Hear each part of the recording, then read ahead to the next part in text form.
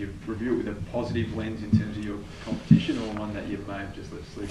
Well, I think that the whole footy world wouldn't have expected North to beat Brisbane. So to still be in the game late into the contest was terrific effort, and so a lot of positives to take out of the game. You know, Brisbane have said after the game, Brisbane are probably disappointed that they let a 20-point lead slip in the second half, and to allow us back into the game, and we let a 6-point lead slip late in the game. But you know, by and large, we had an okay start to the year, and then for 3 games there, from rounds 4 to 6, we found it really difficult to stop opposition from scoring. So just really the basic fundamentals of just how we defend when the opposition got the ball, that became a real priority for us, because we were just leaking too many goals. So yeah, we've just got to get the basic fundamentals of our game right, and we've worked really hard on that over the last 3 weeks, and we've seen positive results in that space. You know, kept all 3 sides that we've played the last 3 weeks under 100 points.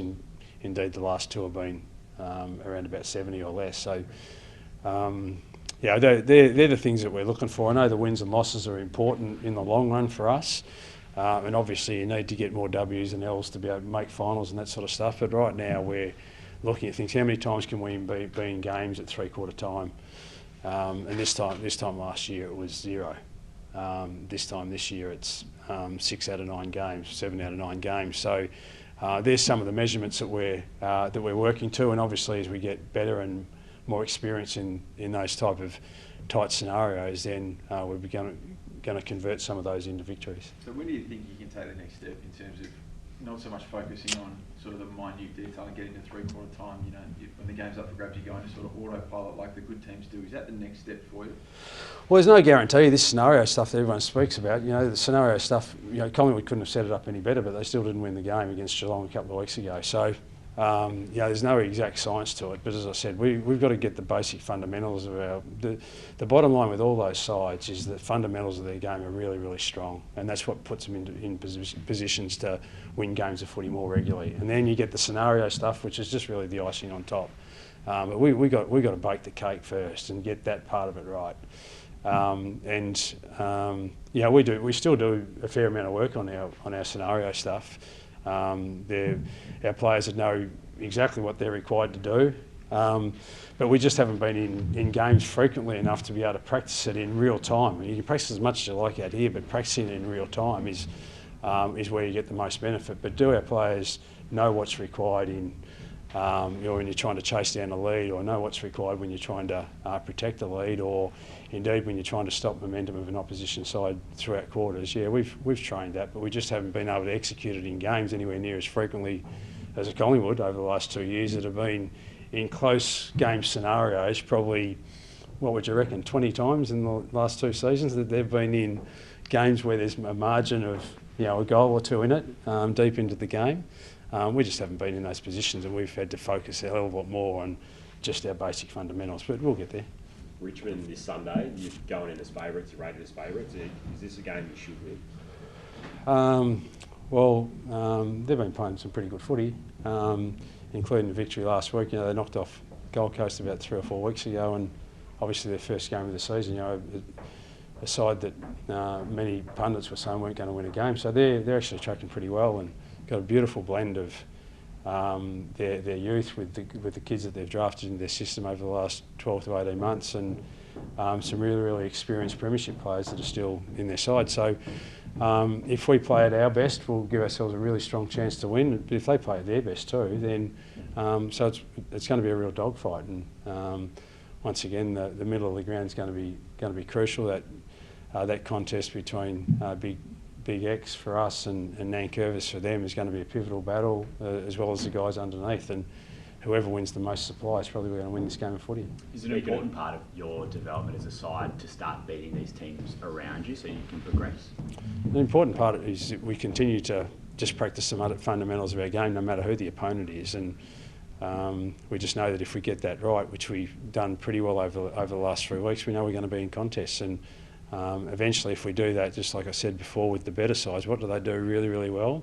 The fundamentals of the game are really sound, and they just do that, the basics of that over and over and over again.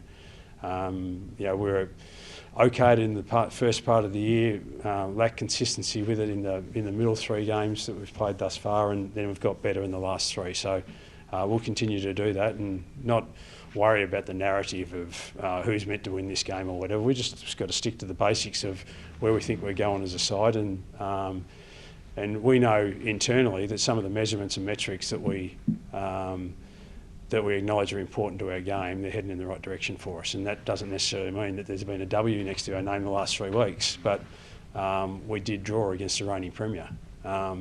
There's 7 other sides that have been unable to do that this year. So if you take that as a positive, I reckon we should where we're going at the moment.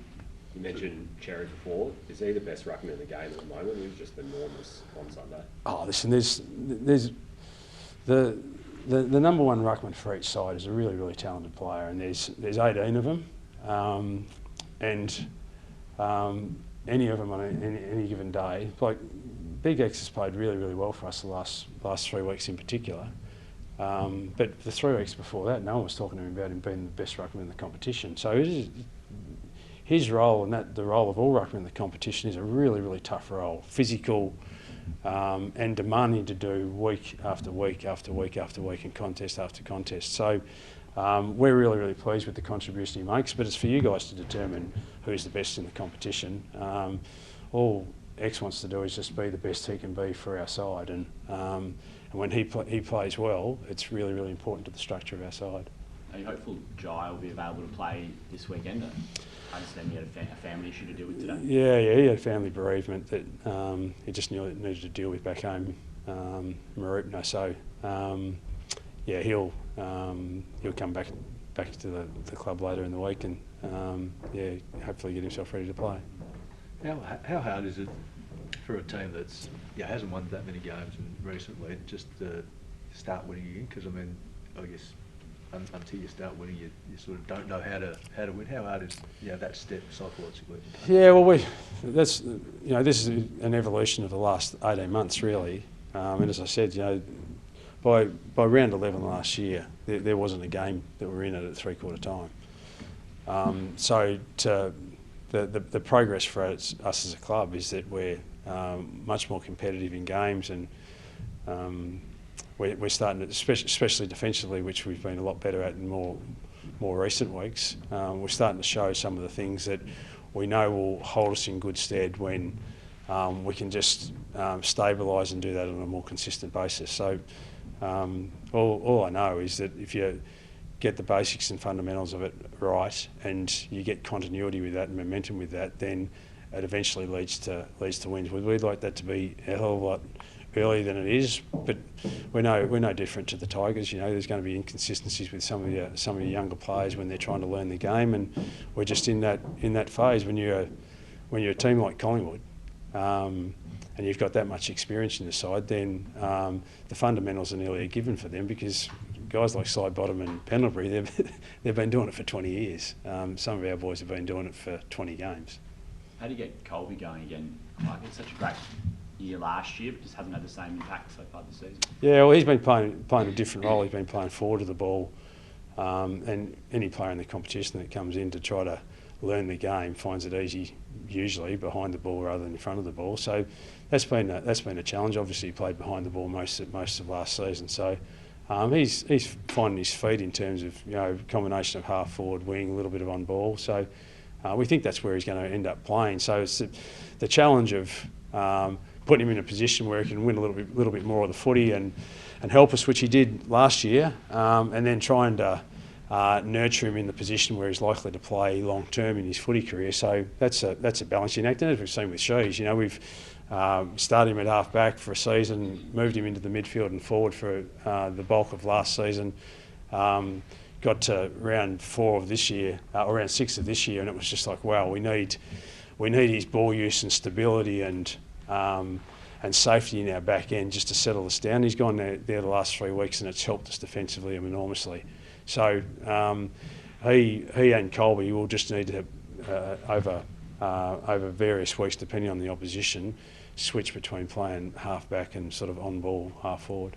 I noticed Harry was doing some stuff with the mids today. Is he going to move up up the ground for this matchup? Well, as I said, it'll all depend on opposition from time to time, just what we've got as in terms of who's available for our half-back line, and we'll just work that out from one week to the next. But yeah, he will continue to play a whole variety of roles from us. Sometimes that'll just be game to game, but sometimes it'll be quarter to quarter.